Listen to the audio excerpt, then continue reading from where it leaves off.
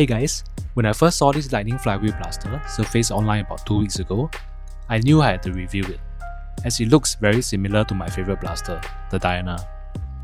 In fact, quite a number of people I know have mistaken it for a HC Diana.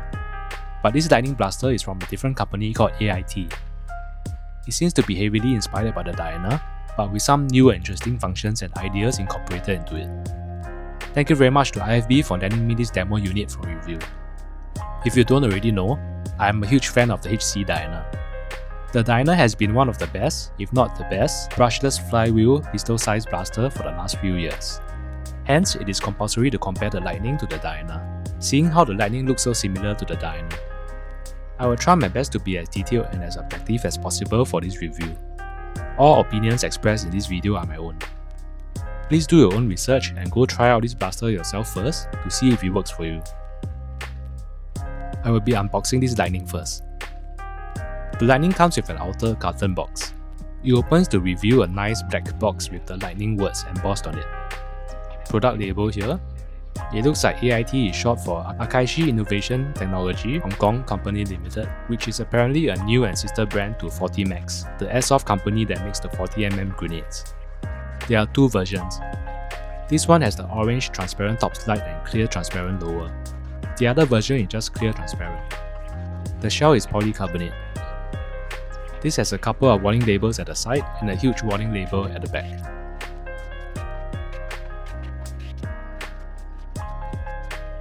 It opens up to reveal a cover with the embossed outline of the blaster and other accessories.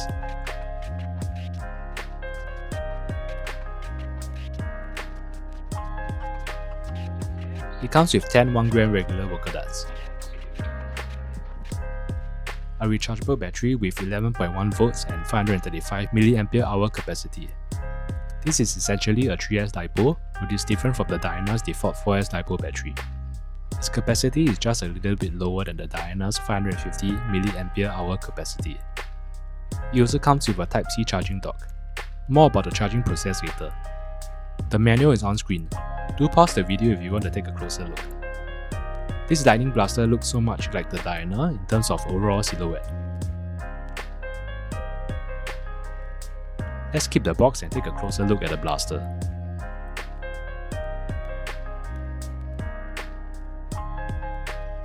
The shell is transparent with orange top slide and a clear lower. The top is totally flat, and you can clearly see the clean and neat circuit boards with no messy wires, unlike the Diana. I'm going to flip the blaster around so it can be seen from all angles.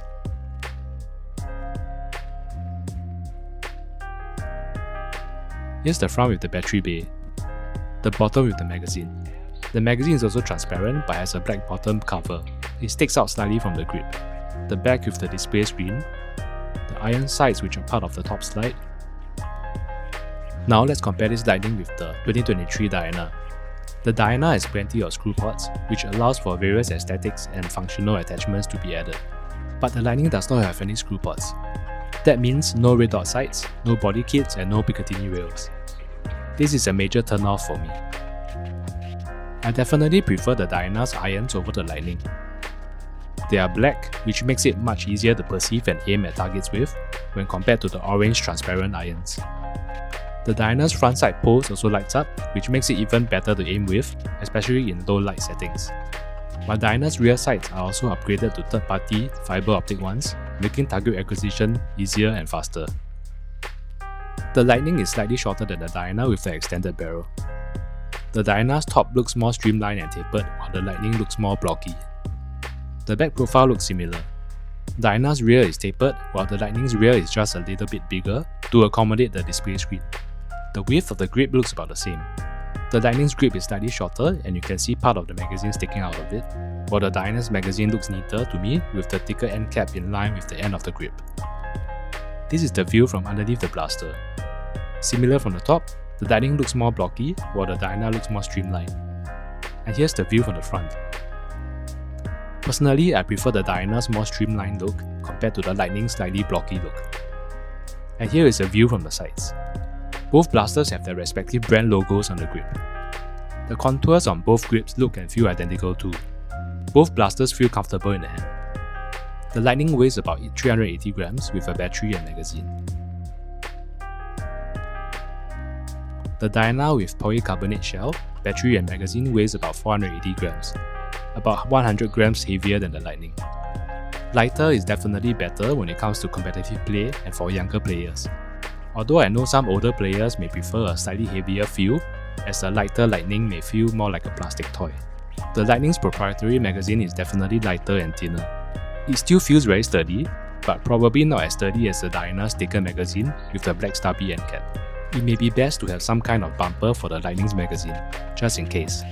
The Lightning Mag's lips are also thinner, and the space where the darts fit into the mag is smaller and tighter than that of the Diana Mags, so it will be slightly more difficult to load the darts in. Anyway, both Mags are not cross-compatible. The Diana Mag will not fit into the Lightning, and the Lightning Mag seems like it fits into the Diana, but it will not lock in and will overshoot upwards instead, leading to potential misfits.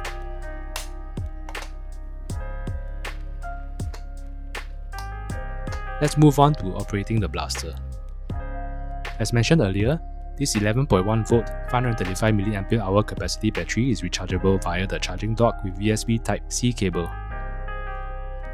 The instructional manual indicates that a 5V non-fast charging power supply should be used, which means fast charging is not advisable. The charging dock has an orange indicator light to show that it is charging, and it turns green when fully charged. It took about 25 minutes to fully charge this battery, which is quite fast. I like that the battery and charging dock is simple and idiot-proof compared to LiPo management. The only thing is to make sure the battery is inserted correctly into the charging dock and into the blaster's battery bay. I managed to test fire about 240 darts before the blaster shut down on its own, so I guess it can roughly last as long as the Diana's default 4S LiPo battery. However, it is very difficult to take out the battery, and it requires quite a bit of force.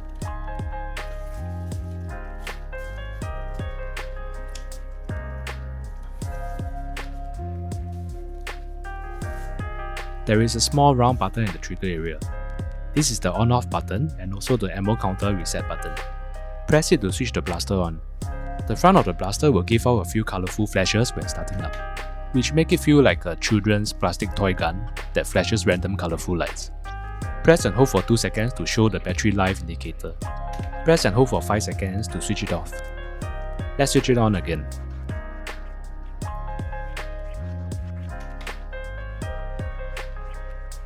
The screen shows an exclamation mark and mag, which means no magazine in the blaster. After loading a magazine, the screen will show out, which indicates the magazine is out of rounds. The selector has 3 modes: safe, semi, and 2 round bursts. I like this fire selector switch more than the Diana's. It is more intuitive and easier to flick with the thumb than to push with the index finger, especially when pulling the blaster out of a holster and switching off the safety at the same time. Flicking the selector from safe to semi.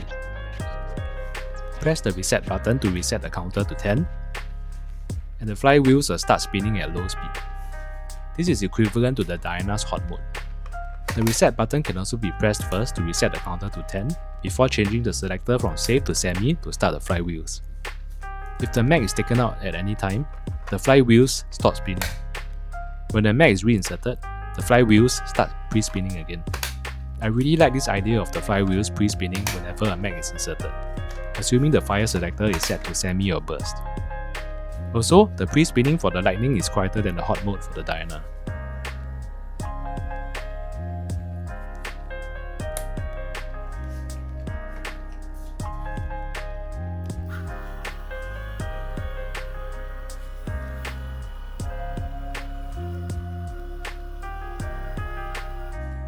Anyway, imagine the mag is loaded with 10 darts. After firing 3 darts, the counter goes down to 7. If the player does a tactical reload by taking out the mag with 7 darts and insert a fresh mag of 10 darts, the counter remains at 7. The reset button has to be pressed again to reset the counter to 10. In short, the counter simply functions by counting the number of trigger pulls instead of the actual number of darts in the mag. After pressing the trigger 10 times, the blaster will automatically lock and stop firing until a new mag is inserted and the reset button is pressed.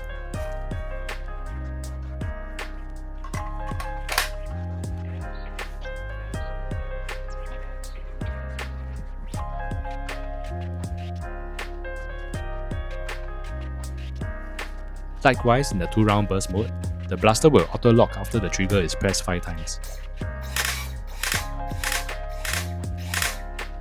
Here are my complaints regarding this ammo counter.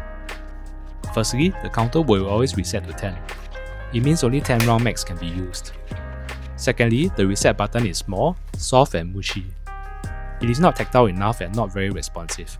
Sometimes I have to press a few times, or press it harder for it to reset the counter. The reset button is also in a very awkward position.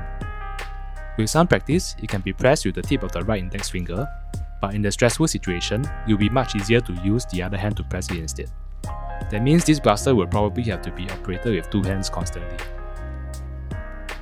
Hence, it will be better if the button can be improved to be bigger and more tactile, and possibly be shifted to the area on top of the mag release button instead, where a slide release button is usually located. Thirdly, the reset button has to be pressed every single time after reloading. This really slows down the reloading process and is unnecessary, especially in a fast-paced or competitive gameplay. At the point of making this video, I found out that there is a recent firmware upgrade which will automatically reset the ammo counter to 10 whenever a new mag is inserted without pressing the reset button. This is definitely an improvement over pressing the reset button every time a new mag is loaded. More on this firmware upgrade later on. Let's move on to the D trigger. This is a 2-stage trigger. A half press accelerates the flywheels. A full press will fire a dart. This is another very cool idea and I really like it. The response time is also quite fast and seems to be on par or even faster than the Diana's response time. However, I have 2 complaints. Firstly, the trigger travel is too long. It needs to be pulled quite far back for it to fire off, and it's much longer than the Diana's trigger travel. Secondly, the trigger pull is quite heavy, much heavier than the Diana's light trigger. You can see the comparison here. The Diana's trigger travel is definitely shorter and way lighter. Overall, the D trigger idea is good, but has room for improvement. Next, the loading mechanism. The Lightning's mag release button is quite stiff and needs to be pressed very hard for the mag to drop.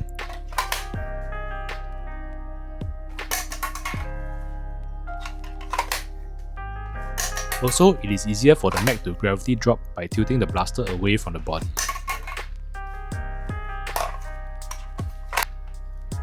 The mag does not drop out easily when the grip is pointed straight down or inwards towards the body.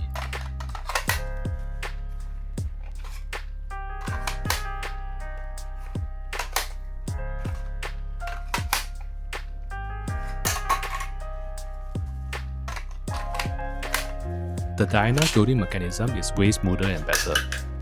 The release button is easy to press and the mag drops or slides out effortlessly. The HC official big metal mag release button upgrade makes it even easier to do so.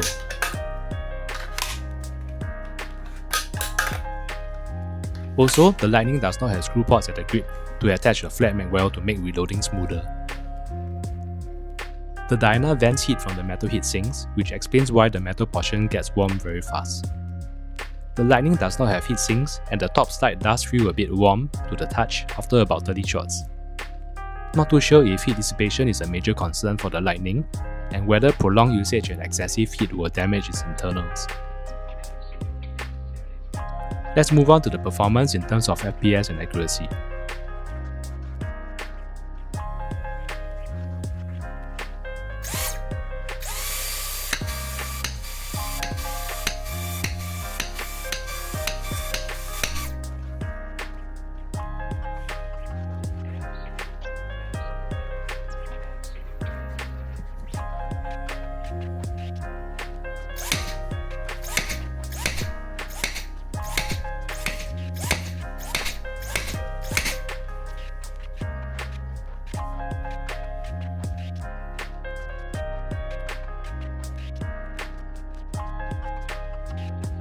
The Chronograph test results show that there is not much difference in average FPS between the long pre-pressed trigger and the snap trigger press. The average FPS is also similar to that of the Diana's.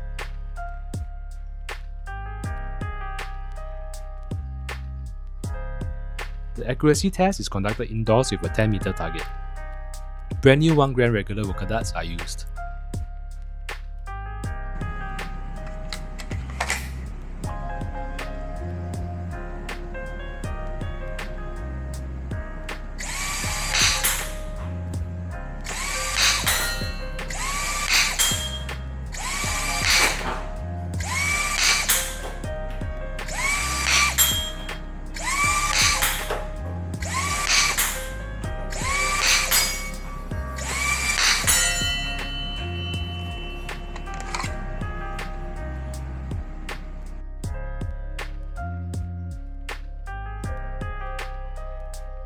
The Lightning is able to hit a 10-meter target easily, and its accuracy is on par with the Diana's.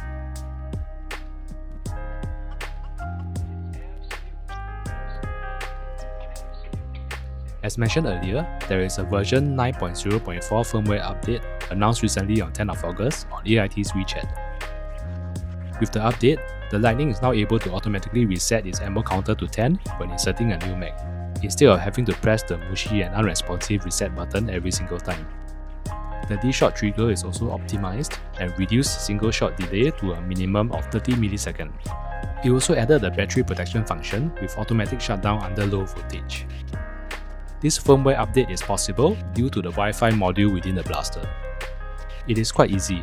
Simply download the tool from AIT's WeChat Baitu link and follow the provided instructions. I couldn't log into my Baitu account, so I asked IFB to help to download and forward the file to me instead.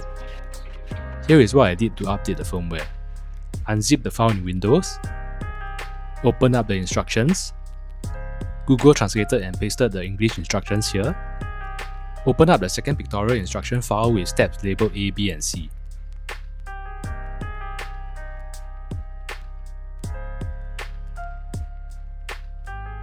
Open the upgrade tool file,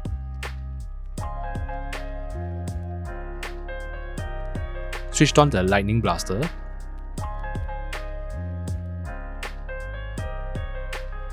searched for available Wi-Fi connections, located the Lightning blaster via Wi-Fi and connected to it with the provided password.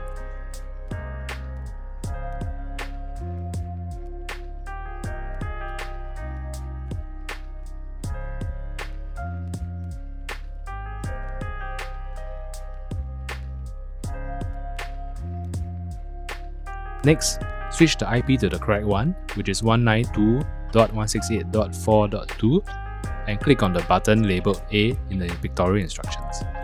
Click on the button labeled B. Look for this particular file name. Click on the button C to start the update.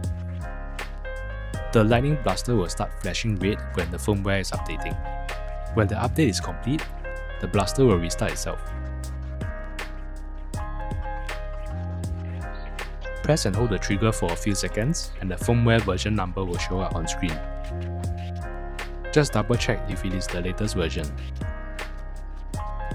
After the 9.0.4 firmware update, inserting a mag automatically resets the ammo counter to 10.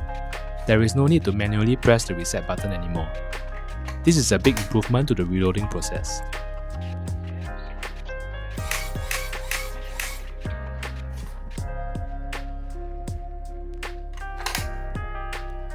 Also, just for info, AIT is going to introduce two types of 20-round magazines as seen in these pictures in early September. There will probably be more firmware updates with more products and accessories being introduced in the future. But personally, I'd rather they just replace the 2-round burst with full auto instead for their next firmware update. Yes, this Lightning blaster is supposed to be able to do auto, but this auto option is currently unavailable for the fire selection. Not too sure when the auto option will be introduced. I heard that this Lightning blaster is going to cost more than 200 Singapore dollars with just the basic package with the blaster, 1 mag and 1 battery recharger. Add some more mags and extra batteries, and it is probably going to cost more than 300 Singapore dollars. Definitely more expensive than the Diana's current local retail price now. So, here is a summary of my opinions of the pros and cons of the Lightning when compared to the Diana.